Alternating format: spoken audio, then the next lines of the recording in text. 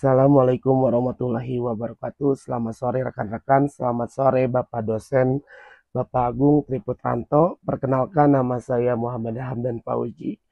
Pada kesempatan kali ini saya bersama rekan saya, Bapak Andi Maulana, akan menjelaskan atau mempresentasikan topik yang sangat penting dalam dunia pemasaran, yaitu mengidentifikasi segmen dan target pasar. Materi ini merupakan bagian ataupun tugas dari mata kuliah workshop komunikasi pemasaran dan keuangan yang diampu oleh Bapak Agung Triputranto STMM. Mungkin kita pernah bertanya-tanya kenapa suatu produk bisa terasa begitu cocok dengan kebutuhan kita. Atau kenapa iklan di media sosial seringkali menampilkan produk yang sesuai dengan minat kita. Jawabannya ada pada segmen pasar, yang merupakan strategi utama dalam pemasaran agar produk dan layanan bisa lebih tepat sasaran. Yuk, langsung saja kita bahas lebih dalam.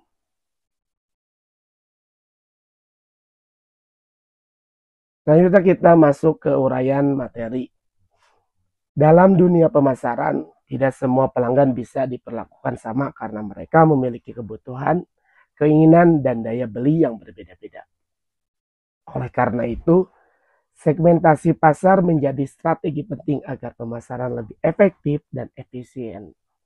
Dengan melakukan segmentasi, perusahaan dapat lebih mudah menargetkan produk dan layanan kepada kelompok pelanggan yang memiliki karakteristik serupa.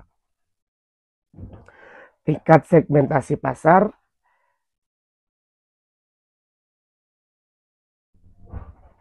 memiliki beberapa strategi yang bisa digunakan perusahaan dalam membagi pasarnya, yaitu ada pemasaran massal, pemasaran segmen, pemasaran sasaran, pemasaran ceruk atau niche market, pemasaran lokal, dan pemasaran individual. Yang pertama kita akan membahas pemasaran massal.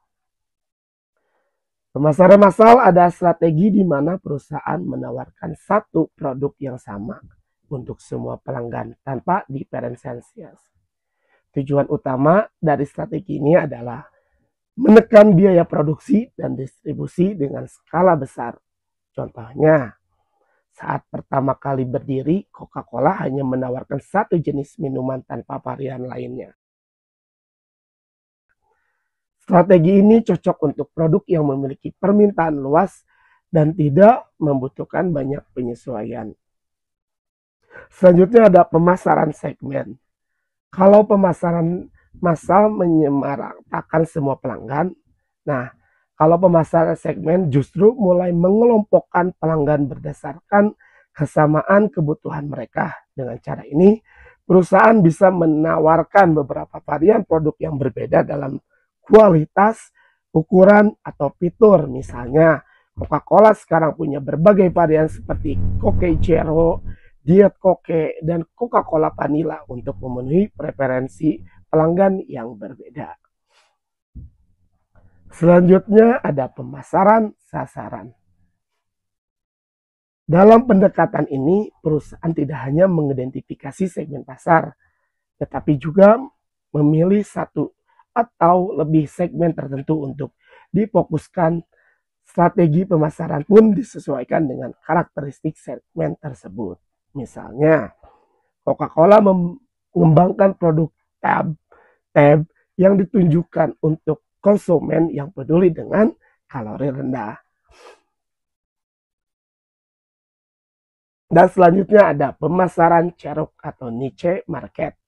Nah, kalau pemasaran segmen masih cukup luas, pemasaran ceruk ini Ceruk ini lebih spesifik lagi karena ceruk pasar menargetkan kelompok pelanggan yang lebih kecil dengan kebutuhan unik. Biasanya produk dalam niche market lebih eksklusif dan memiliki keunggulan khusus. Contohnya produk-produk mewah atau edisi terbatas yang hanya ditawarkan kepada kelompok-kelompok tertentu. Dan yang kelima ada pemasaran lokal. Strategi ini menyesuaikan produk dan promosi berdasarkan lokasi geografis dan budaya setempat. Contohnya ada Starbucks dan Citibank menerapkan strategi ini dengan menyesuaikan layanan mereka sesuai karakteristik masyarakat di tiap daerah tertentu. Dan yang terakhir ada pemasaran individual. Pemasaran individual ini merupakan tingkat segmentasi paling personal, di mana setiap pelanggan bisa mendapatkan produk yang disesuaikan dengan preferensi mereka. Dengan kemajuan teknologi, pelanggan kini bisa mendesain sendiri produk yang ingin dibeli, misalnya melalui platform online yang menawarkan kustomisasi produk. Baik, selanjutnya kita masuk ke pembahasan segmentasi pasar, memahami dan menargetkan konsumen. Segmentasi pasar, setelah memahami tingkat segmentasi, sekarang kita bahas bagaimana cara membagi pasar menjadi segmen yang lebih spesifik. Segmentasi pasar adalah strategi yang membagi pasar luas menjadi kelompok-kelompok lebih kecil berdasarkan karakteristik tertentu. Tujuannya adalah memahami kebutuhan konsumen secara lebih spesifik dan menyusun strategi pemasaran yang lebih efektif. Berikut beberapa jenis segmentasi pasar. Yang pertama ada segmentasi geografis, segmentasi demografis, segmentasi psikografis, segmentasi perilaku. Yang pertama kita akan membahas segmentasi geografis. Segmentasi ini membagi pasar berdasarkan lokasi seperti negara, kota, daerah, ataupun iklim. Contohnya produk pakaian musim dingin lebih banyak dipasarkan di daerah dengan suhu rendah, seperti itu. Selanjutnya ada segmentasi demografis. Segmentasi demografis ini berdasarkan faktor seperti usia, jenis kelamin, pendapatan, pendidikan, dan status pernikahan, misalnya produk kosmetik, sering menargetkan wanita dengan rentan usia tertentu. Dan yang ketiga ada segmentasi psikografis.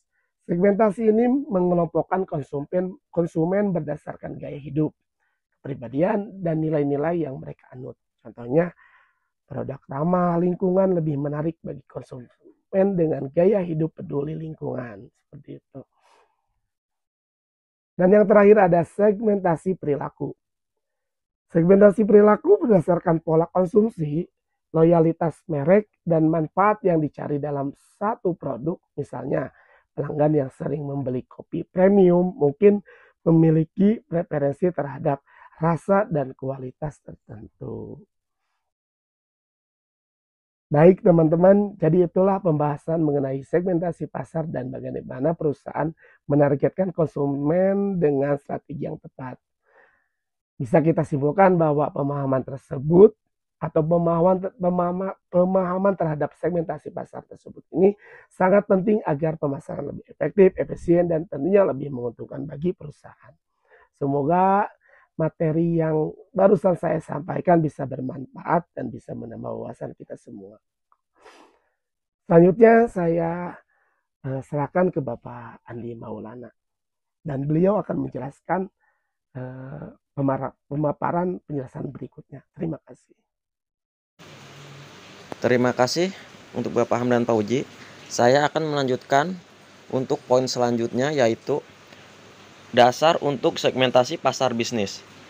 Pasar bisnis dapat disegmentasi menggunakan variabel yang sama dengan pasar konsumen, seperti geografi, manfaat yang dicari, dan tingkat penggunaan. Namun, terdapat faktor tambahan seperti industri sasaran dan ukuran pelanggan. Perusahaan juga dapat melakukan segmentasi berdasarkan kriteria pembeli. Misalnya, laboratorium pemerintah lebih mempertimbangkan harga murah dan kontrak jasa. Laboratorium universitas memerlukan peralatan dengan sedikit servis. Sedangkan laboratorium industri mengutamakan keandalan dan akurasi tinggi. Pemasar bisnis biasanya mengidentifikasi segmen melalui proses bertahap untuk menyesuaikan strategi pemasaran secara efektif. Dan selanjutnya, penentuan target pasar. Setelah mengidentifikasi segmen pasar, perusahaan perlu menentukan segmen mana yang akan dibidik. Ada beberapa kriteria segmentasi efektif, yaitu terukur, dapat diukur, daya beli, dan karakteristiknya substansial, cukup besar dan menguntungkan, dapat diakses, bisa dijangkau, dapat dibedakan, dan memiliki respon berbeda terhadap pemasaran, dan dapat ditindaklanjuti, dapat diformulasikan strategi pemasaran yang sesuai.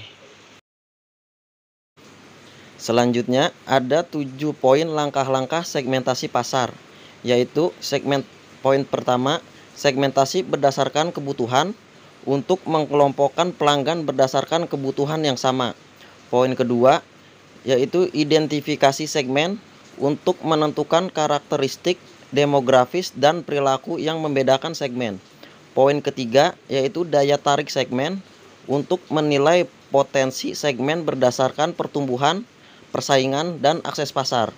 Poin keempat, yaitu profitabilitas segmen untuk menghitung potensi keuntungan dari segmen tertentu. Poin kelima, yaitu positioning segmen untuk menciptakan proposisi, nilai, dan strategi pemasaran yang sesuai. Poin keenam, yaitu uji kelayakan segmen untuk menguji efektivitas strategi positioning.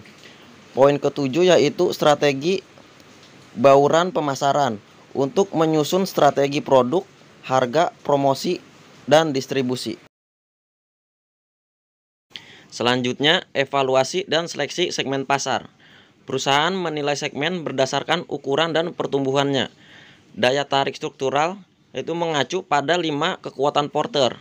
Yang pertama, persaingan. Yang kedua, ancaman pendatang baru. Yang ketiga, produk substitusi. Yang keempat, kekuatan tawar-menawar pembeli. Dan yang terakhir, pemasok.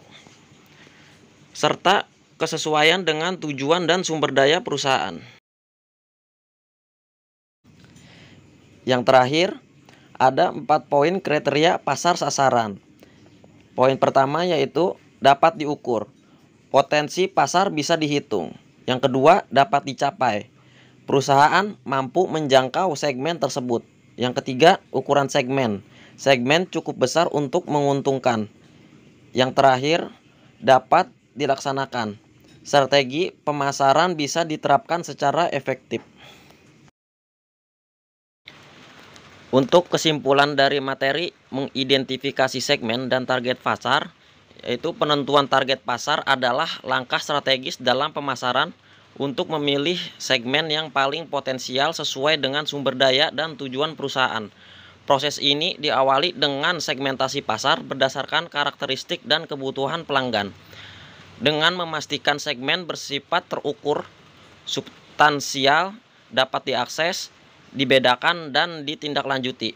Perusahaan kemudian mengevaluasi segmen berdasarkan ukuran, pertumbuhan, daya tarik struktural, serta kesesuaian dengan tujuan bisnis. Analisis Porter digunakan untuk menilai daya tarik jangka panjang suatu segmen. Berdasarkan evaluasi, strategi pemasaran yang dipilih dapat berupa pemasaran serba sama, serba aneka, atau terpusat.